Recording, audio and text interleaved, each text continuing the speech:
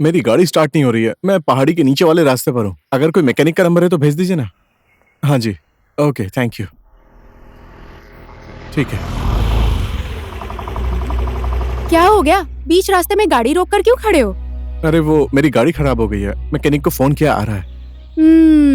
कर्ज और एहसान टाइम पर आए तो क्लियर कर देना चाहिए। कहाँ जा रहे हो तुम? मैं छोड़ देती हूँ। नहीं ठीक है, आप जाइए, मैकेनिक आ रहा है। बोलते हैं ना, पत्थर का भार मिट्टी पर और मिट्टी का भार पत्थर पर डालने से कोई फायदा नहीं होता, तो एक दूसरे की हेल्प करनी चाहिए। आइए, मैं छोड़ देती हूँ। अरे नहीं, जरूरत नहीं है, मैं ठीक हूँ। आइए ना, बैठ जाइए।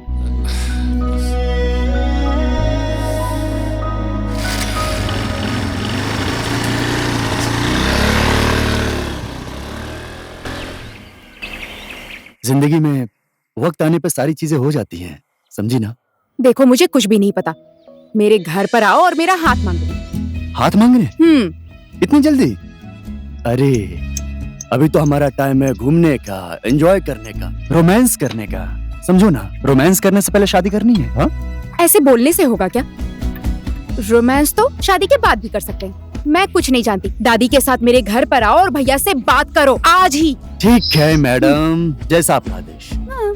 शादी करने से पहले ये हालत है, शादी करने के बाद क्या होगा? हे भगवान, अब सब कुछ आपके हाथ में है। क्या हुआ, ऐसे क्यों देख रही हो?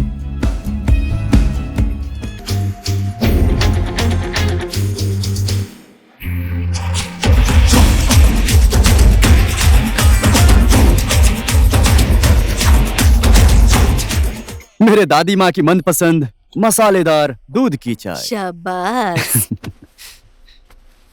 ओहो, आज मेरी दादी माँ कितनी अच्छी लग रही हैं। फिर से मस्ती करने लगा ना? क्या चाहिए? आपके चेहरे पर ऐसी खुशी देखकर सब कुछ मिल गया। बस हो गया, ज्यादा मस्का मत मार। मैं तुझे अच्छे से जानती हूँ। आज तक तुझे जो चाहिए वो सब कुछ मैंने तुझे ला कर दिया है। अब क्या चाहिए? दादी माँ, आप बहुत काम करती रहती हैं। इस उम्र में आपको तो आराम करना चाहिए, समझी? घर का एक भी काम नहीं करना चाहिए आपको। घर का काम ना करूँ तो क्या करूँ रे? और मैं मेरे घर का काम नहीं करूंगी तो और कौन करेगा? अच्छा, समझ गई। कौन है वो लड़की? क्या नाम है उसका? चल जल्दी से बता मुझे। लड़की? कौन सी लड़की? मैंने तो किसी लड़की के बारे में बात ही नहीं की। दादी माँ, आप भी ना। बेटा, जब तेरे माँ बाप तुझे मेरे पास छोड़कर गए थे, तब तेरे मुंह से तो आवाज भी नहीं निकल रही थी। उसी समय से तेरे मन की सारी बात मुझे पता चल जाती है। तुझे भूख लगी है, प्यास लगी है, तू बीमार हो गया है। तू नहीं बोलता था, लेकिन मुझे सब कुछ पता चल जाता था। देख बेटा, अब तुझे बहाना बनाने की जरूरत नहीं, सब कुछ खुलकर बता दे मुझे। लड़की बहुत अच्छी है और वो मुझे बहुत प्यार करती है। एक बार आप मिलकर देखिए ना।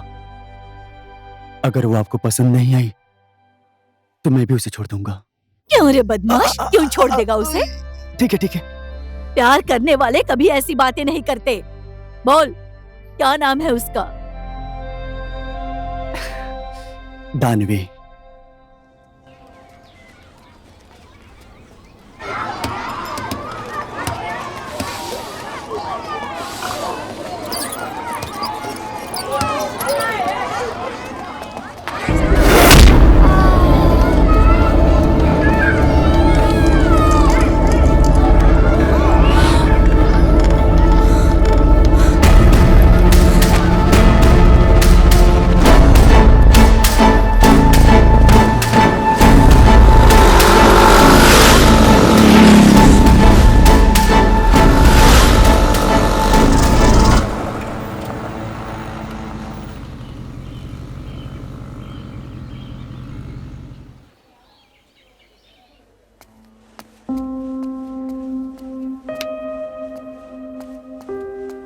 डॉक्टर साहब, मेरा बेटा कैसा है? आपका बेटा बिल्कुल ठीक है।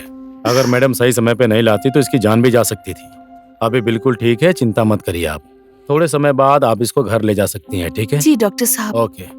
आपका ये एहसान मैं जिंदगी भर नहीं भूलूंगी। ऐसे हाथ जोड़कर मुझे शर्मिंदा मत कीजिए। एक टीचर होने के नाते छोटे बच्चों का ध्यान रखना मेरा फर्ज है। मुझे माफ कर दीजिए, मैं इनका ख्याल नहीं रख पाई, इसीलिए दुर्घटना हो गई। मैं वचन देती हूँ आज के बाद ऐसा कभी नहीं होगा। बच्चे को लेकर आप घर जाइए, अपना ध्यान रखिए। मैं स्कूल जाकर आती हूँ।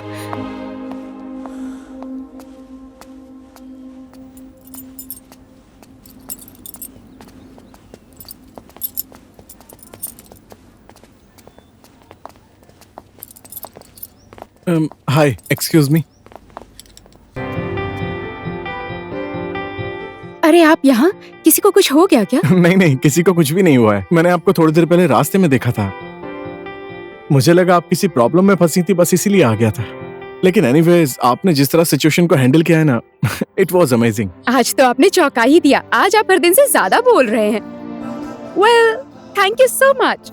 You are welcome. ओए, अजनबी इंसान, मेरे साथ बाइक पर चलेंगे क्या? नहीं नहीं, फिर कभी। बाय।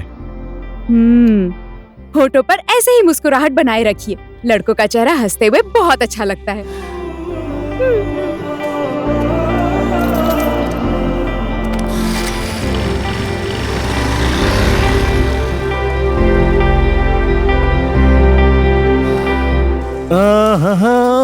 जब से मैंने तुम्हें देखा है मैं खिंचा चला आता हूँ। फूफा, आप तो हेल्पर बन गए।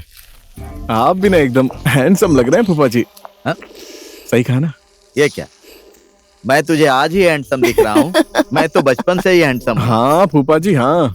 बुआ जी बहुत जोर से भूख लगी है। क्या बना रही हो, दिखाओ ना। पक रहा है बेटा, खाना पक रहा है। मैं फ्रेश होकर आ रहा हूँ। ठीक है। यू आर अमेजिंग बेबी, जब से तुमसे प्यार हुआ है। अजी सुनते हैं, आज अचानक से इसके चेहरे पे इतनी खुशी कैसे आ गई? आजकल के लड़के कब खुश हो जाएंगे पता ही नहीं चलता है। वैसे आज ये इतना खुश क्यों है मुझे पता है। तुमको पता है? कल शाम को मैंने इसको शादी करने के बाद क्या क्या फायदा होता है ये इतना समझाया कि फायदे की बात सुनकर इसका मन पिघल गया। अच्छा मेरी बात सुनो, आज एक पैक मैं कड़क बनाऊंगा। कड़क पैक बनाएंगे? क्वार्टर लगाने के बाद ना आप रात में बाहर सोना। तो फिर जाने दो, ये क्वार्टर मारने के चक्कर में रात भर बाहर कौन सोने जाएगा?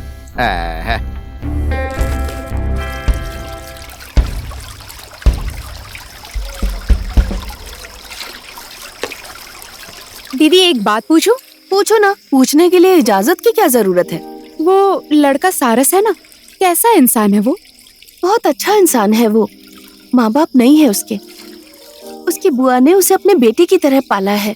पहले नेपाल में काम करता था, अब वो छुट्टियों में इधर आ गया है। उसकी शादी की बात भी चल रही है। मैंने सुना है शादी के लिए लड़की भी पसंद कर ली है उसने। तुम क्यों पूछ रही हो? वो इंसान कुछ बोलता ही नहीं है और उसे देखकर मुझे कुछ अजीब फीलिंग हो रही है। वो लड़का शादी के लिए नहीं, मुझे फील हो रहा है किसी मिशन के लिए आया है। पता नहीं इसके बारे में मैं क्या बोल सकती हूँ, लेकिन बहुत ही सच्चा इंसान है वो। मेरा पोता दानवी से बहुत प्यार करता है, इसलिए मैं अपने पोते के लिए आपकी बहन का हाथ मांगने आई हूँ। माँ जी, ये दोनों एक दूसरे से बहुत प्यार करते हैं, तो इसमें मैं क्या बोलूं?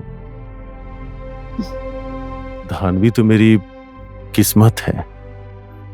भले ही हम दोनों ने एक ही कोख से जन्म नहीं लिया, लेकिन मैं अपने भाई होने का फर्ज पूरी जिंदगी निभाता रहूंगा। मैं इसकी खुशियों के लिए कुछ भी करने को तैयार हूं, जान भी दे सकता हूं। भाई, मैं अपने जिंदगी का सब कुछ तुम्हें सौंप रहा हूं। मेरी बहन की आंखों में आंसू कभी भी मत आने देना। आप टेंशन मत लीजिए भैया, धानवी को इस संसार की सारी खुशियां दूंगा मैं। इसका दिल कभी नहीं दुखाऊंगा, आई प्रॉमिस। और रह गई बात आंसू की, धानवी की आंख में आंसू नहीं, खुशियां रहेंगी हमेशा। शायद मेरी बहन धानवी ने पिछले जन्म में बहुत पुण्य का काम किया होगा, इसलिए आपके जैसा जीवन साथी मिला। अब आपको चिंता करने की जरूरत नहीं है। आपकी बहन बहू बनकर नहीं, बेटी बनकर हमारे घर में प्रवेश करेगी। अब सारी बातचीत तो हो गई है। मैं मुहूर्त निकलवा कर आपको खबर कर दूंगी। नमस्ते, अब हम नमस्ते। चलते हैं। नमस्ते।